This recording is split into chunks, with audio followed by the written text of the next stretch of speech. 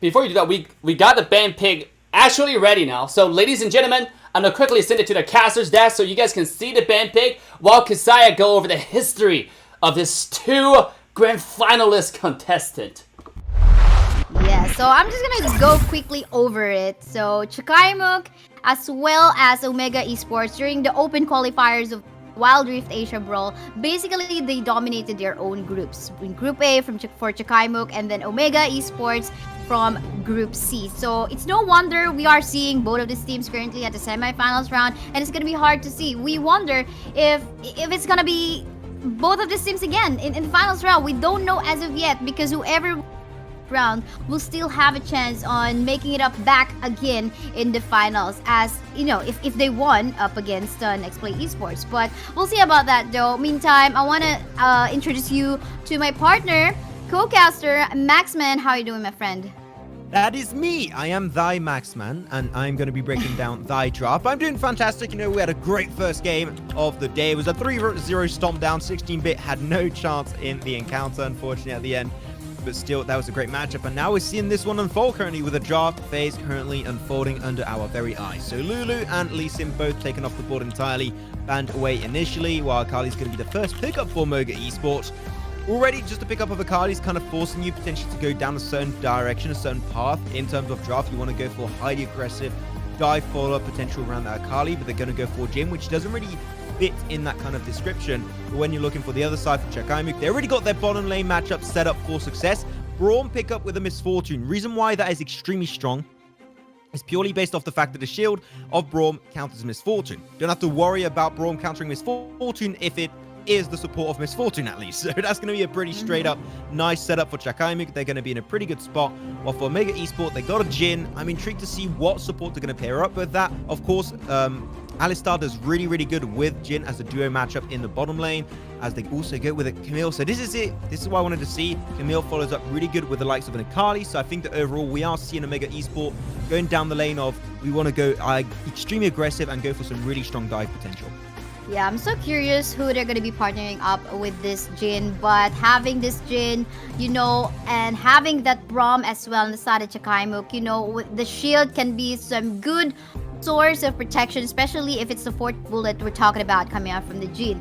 And it's going to be some lifesaver, whoever will be this Braum is going to be protecting on the side of Chakaimook. But for the meantime, we can see some good source of protection for this Misfortune already. Even the zone that either the Aurelion Soul, maybe even the cannon can do if whoever they will lock this in their lineup, and they settle with the Aurelion Soul. And I think it's also a good start for our round 1 to have this kind of, you know, space and protection for the Misfortune.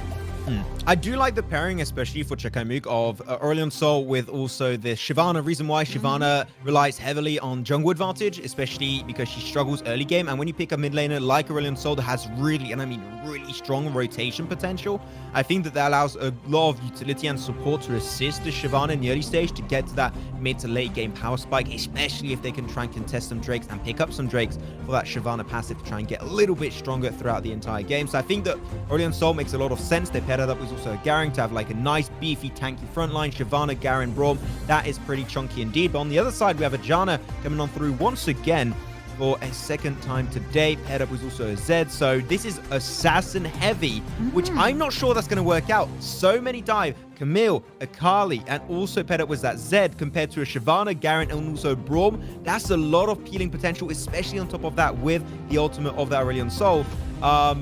This is going to be tank versus assassin, which might be the mightiest team of them all. We'll have to see as we dive into the game shortly.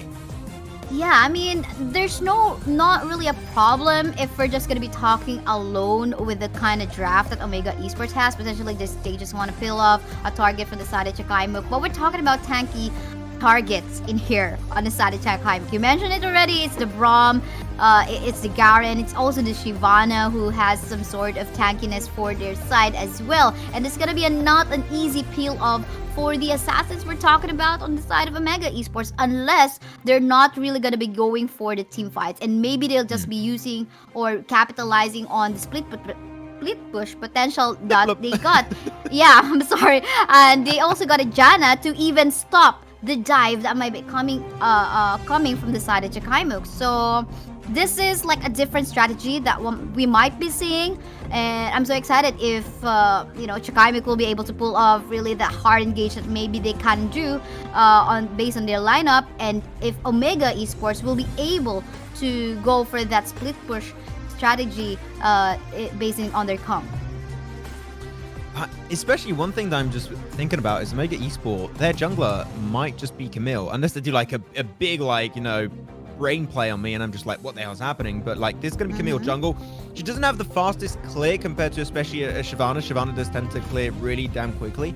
But Camille, the strength of Camille is the fact that her ganks are so strong, especially upon hitting level 5. She can just single out a target, especially if she decides to gank mid lane or the Baron lane when it's going to be a 1v2, and she's going to be able to take that man advantage and really just single out an enemy character, which is going to be really, really good and strongly to use. So I think that Camille, once she hits that early game power spike, her ganks can be deadly. And if she can get ahead and steamroll off of those ganks, I think she can put herself in a really strong spot. But I would love to know here, actually, to know what would be your team you'll maybe decide to win this game. Not the entire series, but just this game, like, purely off the draft. It's gonna be, again, yes, I cannot say that, okay, I have this, I have more favor onto whoever got the team fight base comp, because again, the composition of Omega Esports in here is for a different strategy. So, but it's so hard to choose. It will just boil down to execution. But if for my personal, like, if I'm gonna go rank, maybe I'll just go onto the composition of Chakaimook on this game.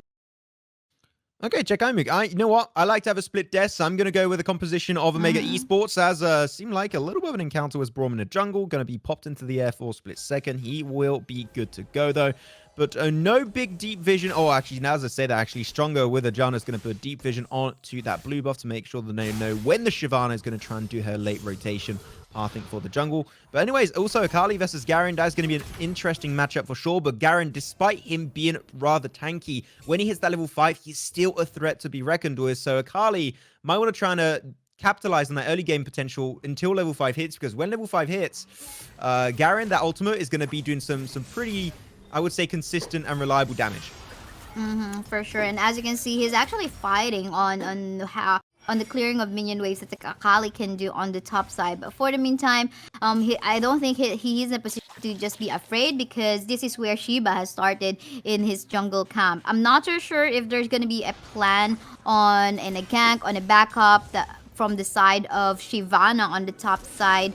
Especially that JLC is actually quite overextended on this one, just shoving the minion waves in here. But yeah, meantime though, we can take a look at the matchup this time in the middle lane. So this is a Zed as well as an Aurelion Sol, and pretty much you can see the Aurelion Sol not really scared about just, zoning out a Ryze and just primarily go for a backup in case very much needed, maybe down bot on very own jungle camp of Shyvana in here.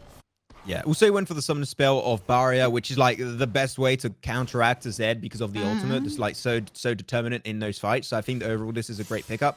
Coming out from this Aurelion Sol is going to be taking some pretty chunky damage there. Zed is still level 4. Level 5 is about to come up, and he's going to be committing to the fight. Nice CC though.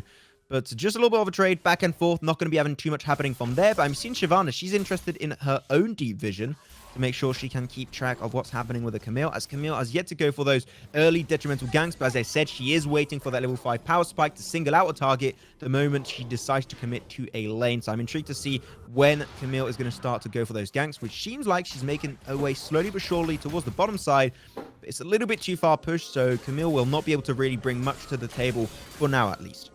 Yes, and especially they saw that, okay, this area was warded, so in case they want to go for the gank, you can see how Misfortune as well as the Braum just went on in their turret, just be safe in there, because they know, okay, will this be a Camille going for a gank to us? Fortunately enough, Shyvana was actually able to put a ward of that area. So here we go. Actually, everything just starting off passive as of the moment. Nothing really much is happening right now.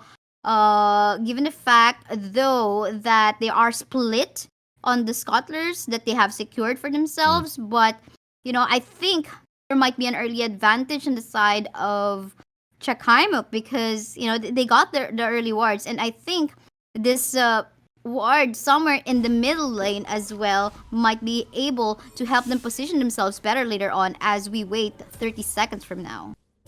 That is true. Checking out also the build so far, we're going to have the Brawl and the Jan on both sides respectively. They're going to have already their Lock It In chart. By the way, in case you guys have not been up to date with like the recent patch and what happened in terms of buffs and nerfs, there's been modifications brought to both Redemption and also the Lock It In chart in the way that now if you proc multiple at a row on a in a row, the ones that follow the first Redemption or Shield will actually give you some oh wait, first blood came on through. What the hell? Yeah, on the top side damn. we just saw that Garen has been bullied by the Akali, and given the fact that they are down with one member, team fights in here, he will be definitely late. We can see that Team Omega Esports already has started the team fighting here. Bullet time has been committed on some members of Team Omega Esports. Who's gonna get the smite on this one? Shyvana just right in time is gonna be dashing the area with flash out just to be safe as well. Time lapse in here has to back away a little bit. Deadly Flourish will be connecting onto CKM. Gonna go for the curtain call, but not gonna get any targets right after that one. There's a chase coming from JLC. Will he get Archony? The stun did connect, but then again, ooh, he's gonna get caught by JLC on this one and gonna get punished for overextending and for even going for the greedy play down bot. Objective still, baby. Let's go. That's what we like to see. Snatched away. Chakaimook, they're going to be up in a pretty good spot so far. So that was a pretty good fight indeed. That's going to be a nice Cloud Drake going their way, which is going to be especially pretty impactful when it comes to it for the Shyvana. She's going to be able to engage fights for her team a lot more because of that. So that's going to be a great pickup for them all around. But yeah, so, oh wait, am I going to have time to explain the changes to Redemption and Barrier? Come on, please. Let me the time to do it. But of course, so like that means that now the more you have, the less efficient they are. It's like when you use the first Redemption or Lock It In chart, the next one will have only 50% usefulness. So now you're going to tend to see only one or potentially two items if they do space them out well enough. But now they're just not as relevant to build like a bunch of Lock It In chants or a bunch of Redemption. So it's not going to be viable anymore. So you're going to see a lot more variety in build, which in terms of competitiveness is a lot more fun to watch.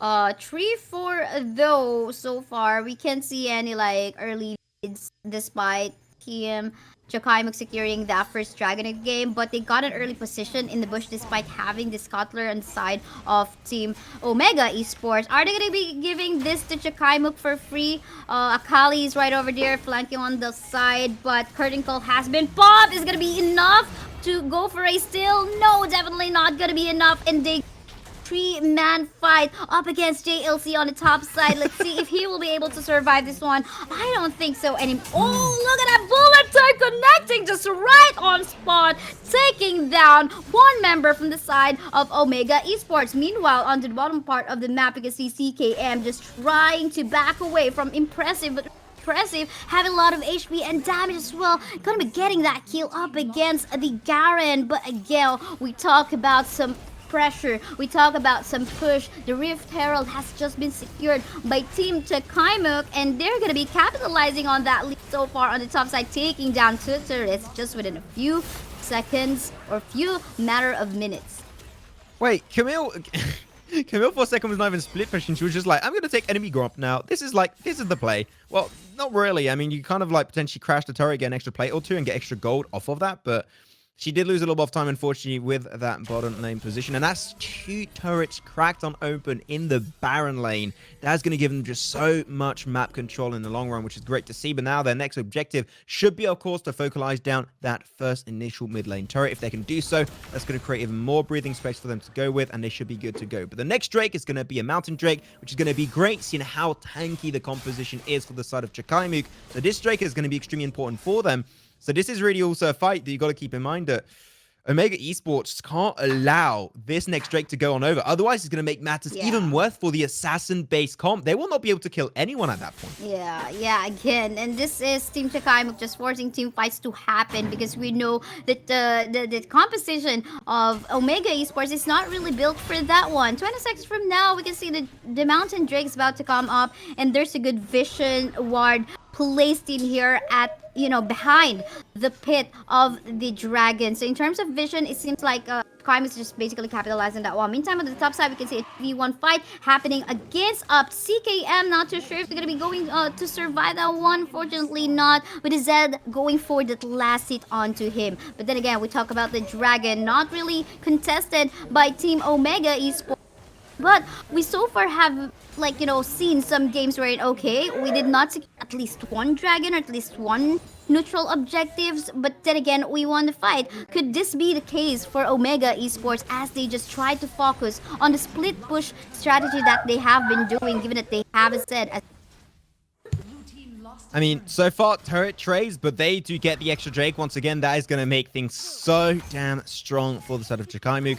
Now they're going to try and refocus. But it's really strong because they're like, okay, Garen died in top lane. They committed so many resources to pick up that kill on Garen that they just can't allow to fight back and contest away the Drake. So that was, once again, really well executed by the side of Chakaimook. But this is still no man's land. No idea who's going to be taking this game. The gold lead is just barely over 1,000, and also the kills are just 5 to 6 so far, and the 6 kills are indeed in favor of Chakaimook, so there's nothing substantial for the time being. It's still no anybody's game for now, at least, but still I'm going to be seeing a 3-man push in the mid lane. That is showing me once again that they want to try and get some mid lane control, but the lane clear is just a little bit too quick coming up from that Jhin and John all around, so they can't crash it for the time being, as Baron is going to be on the menu in the next 20 seconds, and I would not be surprised, seeing how Chakaimook have been playing so far, that they want to try and force a fight towards the Baron pit, then go for the Baron. Yeah, they don't really have no worries about forcing a fight. And but I just saw that, I mean, the Brawl just blocking off the 4th bullet of the Jhin. That's very useful. I mean, that's very useful to, you know, just basically not allow, at least negate some of the damage that may come up from this Jhin. But yeah, for the meantime, early contest on the Baron pit as of the moment by Team Chakaimook. Right now, JLC, are they going to go for a Hail Mary play in here and trying to go for a steal on the Baron? Curtain Call has been used by the Jhin, being blocked off by the Braum at the same time. You can see the fight already ongoing on this one. Look at the Baron still by Team Omega Esports, and that Camille just did the Hail Mary play. Now they have taken down the Aurelian Soul as well. Members of Team Chakaimook just going for a revenge play right after their very own Baron getting stolen by Team Omega Esports. Gonna go for a chase quite a bit. We can see in here. Oh, time lapse trying to survive that one, but no, without the damage of Miss Force is way too much, but he's gonna die at the hands of Zed anyway. So this is a lone Shiba this time. Where did the lead of Team Chakaimook go? Maximum. Oh, damn. What a steal. I mean, he's called impressive, man. He's called like that for a reason. God damn, that was so well played. The steal was clutch coming up from the Camille. And they don't even all die. They still got a few of their players actually still with the Baron buff. Especially the Zed's still going to be having the Baron buff, and also the Janna, so they can still have some good influence from that Baron all around. They tried, and like, this should have been a fight, really, that I think Chakaimook could have played a lot better. Reason why? There was a 2-man push happening from the side of Omega Esports on the bottom side. They had a 4v3 fight potential in the Baron pit, but because they did not try and force the fight and instead committed to the Baron, they lost it because of that. If they went for the fight instead, they could have been in a better spot, but Zed's going to be taken in a 1v3. Here we go with Arise, just trying to go for a play. Gonna be sacrificing that one for as long as the rest of the gang on here on the side of Team Omega Esports. Gonna go for the push. Time lapse trying to find a better position as to where he's gonna go to try to go for free hit, but not gonna be finding that one. They don't really have, again, that front liner, but for the meantime, he's gonna be safe anyway. Now, is this a table that has turned around already, Maxman? Would you rather say that? I mean, I think that Chakaimook still have a lot of potential to take it, but like, purely off the back of that fight, it was a little bit troublesome in the first place. Like, it was going to make matters really hard for them, so I think it's still really close, but because they got that Baron push with Spo, they got like mid control, which I keep on saying. I know I sound like a broken record. You guys don't have to tell me in the chat, I get it. But mid lane is the most important if you can secure that first turret, because you just create so much extra space to push on your allies, on your enemies, should I say. So I think that here's going to give an extra little bit of a lead to Omega Esports, as they do tend to now start to play a little bit more aggressive. And the thing is, if they fall behind with their assassin comp, it's not going to work out, so they can't afford to give too much of a lead over, as the Drake is going to be contested once again. Yes, and are they going to go all in onto the team fight? They have to reset. Curtain Call has been used in here. I don't think he's going to get a kill up against Team Chakaimook on this one, but JLC quite in danger in the middle lane. Gonna that And Soul still all alive and kicking in here with backup incoming What? from that was it the Janna as well. And while that was happening, they still did not manage to take down the mid lane turret in here on the side of Team Omega Esports. While we can see a really good shove of minion waves up top as well as in the bottom lane part of the map. What is happening? This is what we call the split push composition working really well for the side of Omega, but we're not yet done because in here we can see Archony as well as Obis in here just trying to take down Impressive as well. They succeed, but they lost a lot of turns in the process. Are we seeing a throw coming out from the side of Omega Esports? I mean, kinda. They're taking like weird pushes on the side of the lanes. They're kind of like struggling quite a fair decent bit because of it. And also, yes, I have to mention the elephant in the room here. We are talking about a Shyvana with 3 Drakes. 5 Drake. On top of that, also, she's going to have an Infernal Drake. You're going to have also the Mountain Drake and the Cloud Drake. So they're looking really good as another 5 breaks down the jungle. And that is going to be it for Aurelion Sol. Yes, for sure. It's a lot of damage getting being taken in by the members of Omega Esports. Again, we're talking about a Shyvana having 3 dragons with her already, and I think they're gonna go for another attempt to secure the Baron. Will this be a replay of what has happened? Because this is again impressive in the area, but we can see some zone happening. Okay, finally they have secured the Baron for themselves. They're gonna go all in on this one. Yes, the Camille will fall down, and now Jean as well as the Janna will need to back away as the pressure is now in on the side of Team Chakaimook. We can see a signal or a ping coming in from the side of Omega Esports. Okay, pinging to take down the inhibitor turret down bottom part of the map. I think that's gonna be risky. It could be wise, but seems like what they would want to do is to just try to still go for a split push work with their composition.